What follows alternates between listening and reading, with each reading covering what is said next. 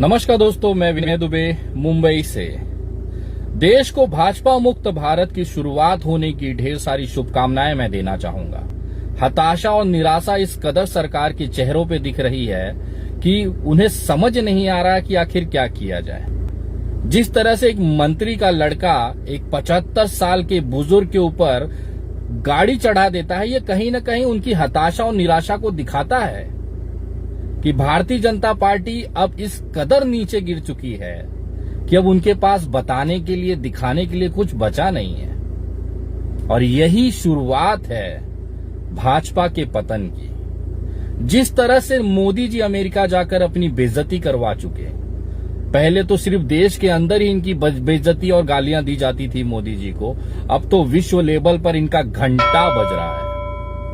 ये कहीं न कहीं ये भारतीय जनता पार्टी में जो केवल मोदी और अमित शाह की पॉलिसी का असर है, 20-20 साल पुराने जो कार्यकर्ता रहे हैं, जो कट्टर भाजपाई रहे हैं, कैडर रहा है, उनको बगल में बिठा के कांग्रेस से, दूसरे पार्टियों से आयात किए हुए लोगों को विधायक बना दिया जाता है, सांसद बना जाता है, सीधा राज्यसभा, सीधा विधान परिषद सदस्य बना दिया जाता है। जतिन प्रसाद जो जिंदगी भर भाजपा को गाली दिया, आज वो उत्तर प्रदेश से भाजपा के द्वारा समर्थित एमएलसी हैं। ये तो औकात है भाजपा के कार्यकर्ताओं की।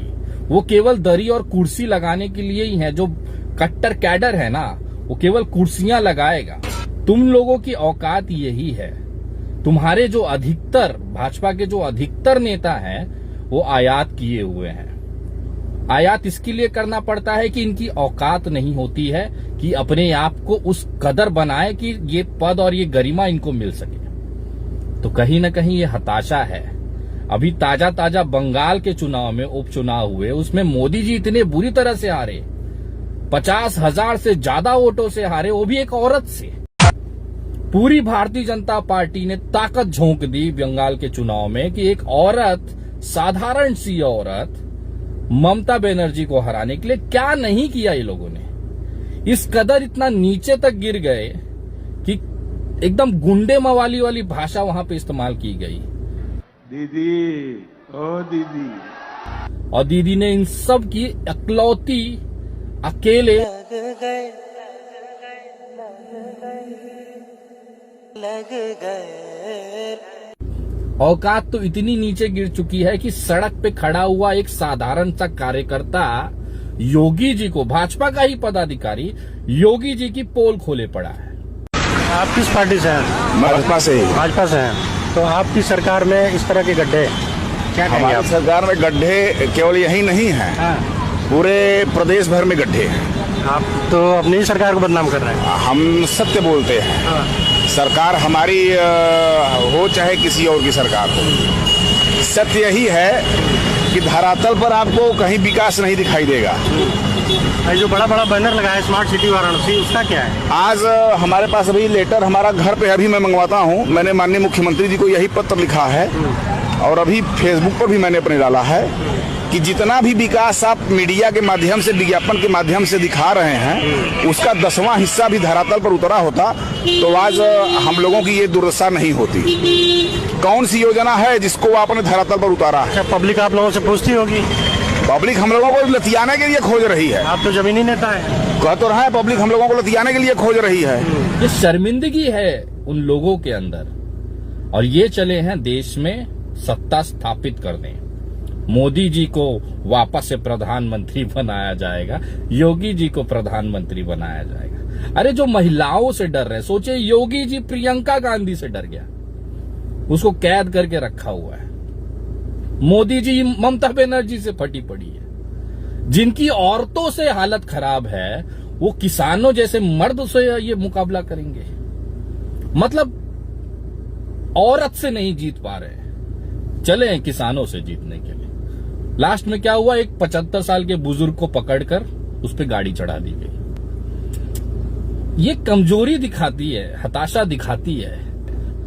तुम्हारे पास 6-7 महीने बचे हैं उत्तर प्रदेश के भाजपाइयों, जितना ताकत लगाना है लगा लो। जनता तय कर चुकी है, क्योंकि लगभग हर घर में कोरोना काल में एक मौत हुई है। हर घर से एक लड़का महाराष्ट्र गुजरात जाके रोजगार ढूंढ रहा है, मार खा रहा है। मराठियों से, गुजरातियों से लात खा रहा है, गाली खाता है। सरकारी नौकरियों पे बैन लगा हुआ है। जब से ये दोनों आए हैं, योगी और मोदी, इन्होंने किया क्या है? इन्होंने बस दुनिया को, देश को बेवकूफ बनाने का काम किया है। जो सरकार, मोदी सरकार 370 हटा सकती है, वो हिंदू राष्ट्र क्यों नहीं बना सकती? है औकात, है दम, बनाइए ना। पूरा बहुमत है, क्यों नहीं बना रहे? बनाइए ना। देश का हिंदू बोल रहा है भाई बनाओ, बहुमत है तुम्हारे पास, बना के दिखाओ ना।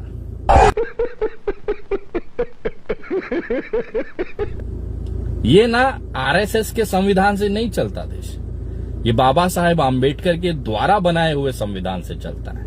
और उसमें बहुत स्पष्ट लिखा है कि इस देश में रहने वाले हर नागरिक का ये देश है।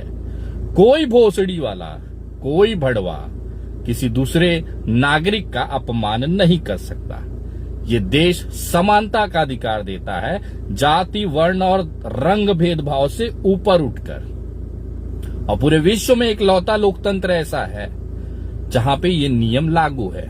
और तुम्हारे बाप ने अगर एक माँ से, तुम्हारे एक बाप से अगर तुमने जन्म लिया होगा, एक माँ का दूध पिया होगा, करके दिखा दो। खुला ओपन चैलेंज है। 2024 तक का समय है ना, कर लो और दिखा दो देश को। है औकात। गजब बेइज्जती है।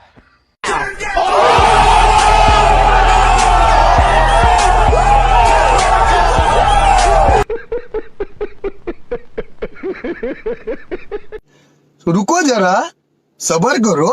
एक झुंड बनाकर एक 4.5 फुट के पत्रकार से जय श्री राम नहीं बुलवा पाए। नहीं जम रही तेरे मुंह में, नहीं जम रही तेरे मुंह में, फिर जय श्री राम बोल दे। ये बात या तो इससे बाहर जाओ देश से, नहीं तो रहना होगा तो बोलना पड़ेगा। यहाँ पे रहना होगा तो बोलना पड़ेगा। बोल दे ये बात। सुनोगे ही नहीं, सुनोगे ही नहीं।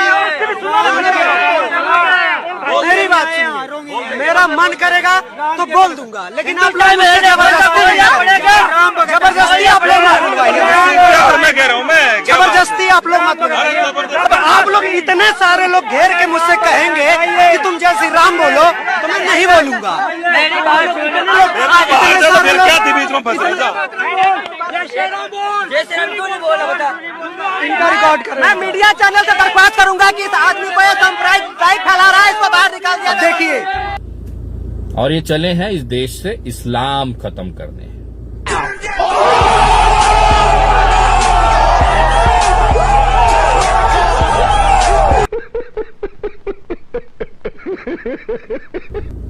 साढ़े 4 फुट का एक लौता सिंगल आदमी था और उसके आसपास सैकड़ों की भीड़ थी।